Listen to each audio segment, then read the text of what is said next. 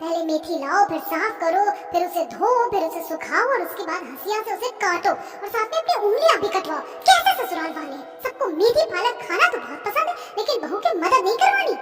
कोयल जल्दी से उठती है और अपनी कटी हुई उंगली को पानी की टूटी गली चेक करके धोने लगती है, जिसके बाद वो बची हुई मेथी को भी हंसिया की मदद से काट देती है और उसके बाद गैस पर कढ़ाई रखकर मेथी की भुजिया बना देती है।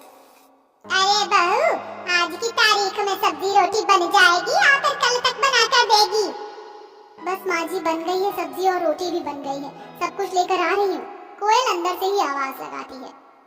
जरा सी शांति नहीं होती इन लोगों को। अरे पता भी है मेथी पालक छांट कर बनाने में ही कितना समय लग जाता है। कोयल जल्दी से सारा खाना लेकर बाहर जाती है और गर्मा गर्म टेबल पर खाना लगा देती है।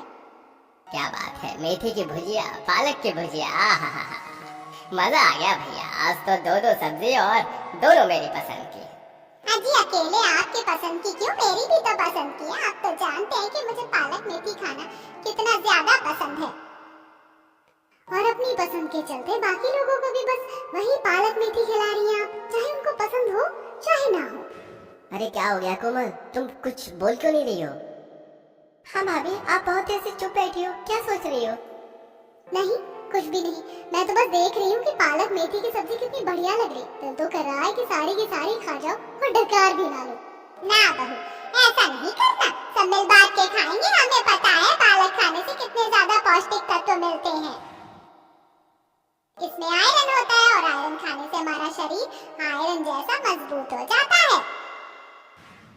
ऐसे ही अनु सभी को पालक और मेथी के बारे में खूब सारी ज्ञान भरी बातें बताती है और कोयल सिर हिलाते हुए अपनी सास को हाँ हाँ का जवाब देती रहती है और सभी लोग खाना खाते हैं। खाना खाने के बाद सभी लोग अपने कमरे में चले जाते हैं और कोयल गुस्से में खुद से बोलती है, दुखी करके रखा हो मेरी सास ने, पता नहीं इनकी आंखों में शायद हरी सब्जी फिट हो गई है, जो इनको हरी सब्जी के अलावा और कोई सब्जी नजर ही नहीं आती। ऊपर से अगर किसी सब्जी के बारे में कुछ बोल दो तो हरी सब्जियों के गुण बताना शुरू कर देती है।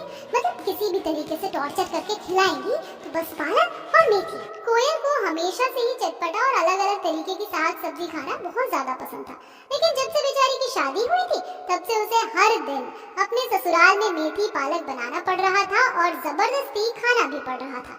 ऐसे ही एक दिन जब पूरा परिवार हॉल में बैठा होता है तभी रमेश बोलता है, अब तो हमें रोहन के लिए भी लड़की देखनी शुरू कर देनी चाहिए। बिल्कुल सही, छोटी बहू घर में आएगी तो फिर वो भी बड़ी बहू का रसोई में हाथ बटा दिया करेगी और उसके साथ मिलकर पालक मेथी बनाया करेगी। सही कह रही हैं आप माँ, बेचारी कोयल सारा दिन अकेले ही काम में लगी रहती है, कोई हाथ बटाने वाली आ जाएगी तो उसे भी मदद मिल जाएगी। तो बता रोहन, तेरी खुद की पसंद की लड़की है या फिर हम अपनी पसंद से ही ढूंढ लें? अरे कैसी बातें कर रहे हैं आप पापा, जिस लड़की से शादी करने के लिए आप कहेंगे मैं उसी से शादी कर लूंगा, मेरी खुद की कोई पसंद नहीं है। अपने ससुराल वालों की सारी बातें किचन में चाय बना रही कोयल सुन रही होती है, जो चाय का अदरक कूटते हुए वो खुद से बोलती है, इन लोगों को कौन समझाए कि हर इंसान पालक मेथी नहीं खाता है, पर ये तो पहले से सोच कर बैठे हैं कि नई बहू आएगी तो उससे भी पालक मेथी ही बनवाएंगे। अरे समझ नहीं आता कि माँ जी ने अपने लड़कों के नाम ऋतिक और रोहन कैसे रख दिया, पालक और मेथी क्यों नहीं रखा। कोयल गुस्से में सभी के लिए चाय बना दी और चाय बन जाने के बाद गर्मा गर्म चाय सभी को सर्व करती है। कुछ दिन गुजरते हैं और रोहन के लिए पायल नाम की एक बहुत अच्छी लड़की मिल जाती है। सारी बातचीत करने के बाद रोहन और पायल का रिश्ता पक्का कर दिया जाता है और धूमधाम से दोनों की शादी करवा दी जाती है। और गृह प्रवेश की रस्म करवाते हुए कोयल पायल से कहती है, आइए आइए देवरानी जी, पालक मेथी वाले ससुराल में आपका तहे दिल से स्वागत है। दीदी ये क्या बोल रही हैं आप, पालक मेथी? वो तो आपको आने वाले वक्त में समझ आ जाएगा कि मैंने ये क्यों कहा। फिलहाल के लिए तो आप अपने ससुराल में अपने कदम रखो। गृह प्रवेश की पूरी रस्म हो जाती है और अगली सुबह पायल की रसोई की रस्म होती है। पायल अच्छे से तैयार होकर रसोई में आती है और अनु बोलती है, तो बहू आज तुम्हारी पहली रसोई की रस्म है, तो बताइए माँ जी मैं आप सभी की पसंद का क्या बना दूं जो आप सब खुश होकर खाइए। मुझे पता है मैं बता दूं क्या, पर नहीं, माँ जी को बताने दो, बाद में तो मुझे ही तुम्हारी मदद करनी है। नहीं बहू, तुम एक काम करो, तुम पहली रसोई में सभी के लिए पालक के और मेथी के पकौड़े बना दो और अगर तुम्हें मेथी की कचौरी बनानी आती है बिना आलू वाली तो वो भी बना देना। इतना बोलकर अनु वहाँ से चली जाती है और पायल कोयल से कहती है, लो कर लो बात। अरे मैं तो पता नहीं क्या से क्या बना दूं, मैंने तो कितना कुछ सीखा है अपनी शादी से पहले, स्पेशल कुकिंग क्लास ली है ताकि अपने ससुराल वालों को बढ़िया बढ़िया पकवान बनाकर खिला सकूं, पर मुझे तो आसान से बनाने को बोल दिया इन्होंने।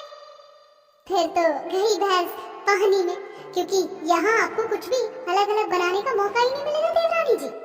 क्यों जेठानी जी, आप ऐसा क्यों कह रही हैं? अरे सारी बातें एक ही दिन में थोड़ी ना बता दूंगी, धीरे धीरे सब पता चल जाएगा। अभी के लिए तो आप मेथी और पालक के पकौड़े, समोसे, कचौरी जो बनाना है वो बनाओ।